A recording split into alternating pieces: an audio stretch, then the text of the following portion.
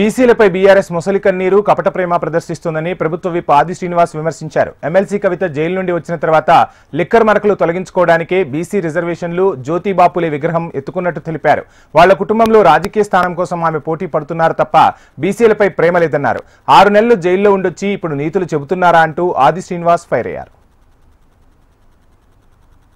కవిత గారు జైలు నుండి వచ్చిన తర్వాత ఆ లిక్కర్ మరకలు తొలగించుకోవడానికి నానా తంటాలు పడుతూ బీసీ రిజర్వేషన్ అని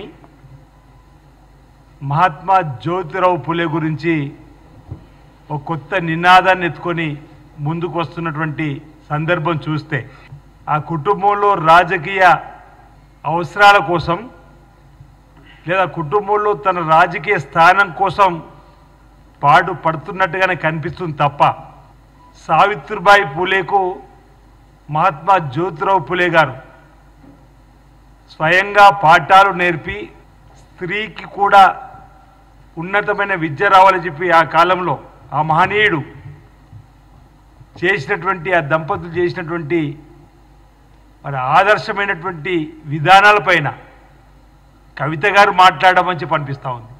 6 మాసాలు జైలుకు వెళ్ళొచ్చినటువంటి కవిత గారు కూడా మహనీయుల గురించి మాట్లాడమంటే దెయ్యాలు వేదాలు వల్లించినట్టుగా 10 ఏళ్ళు అధికారం ఉన్నప్పుడు జ్యోతిరావు పులే గారు గుర్తుకు రాలేరు. 10 ఏళ్ళు మీ తండ్రి ముఖ్యమంత్రిగా ఉన్నప్పుడు సావిత్రిబాయి పులే కూడా గుర్తుకు రాలేరు. ఈరోజు మీరు చెప్తే మేము నేర్చుకోవాలని చెప్పిన మాట, మీరు చెప్తే మా అసెంబ్లీ స్పీకర్ గారు గుర్తు తెచ్చుకోవాలని చెప్పిన మాట. అసలు బలహీన వర్గాలకు మీకు ఏ సంబంధం అని అడుగుతుంది. మా బీసీల పైన ఈ కపట ప్రేమ, ఈ ముసలి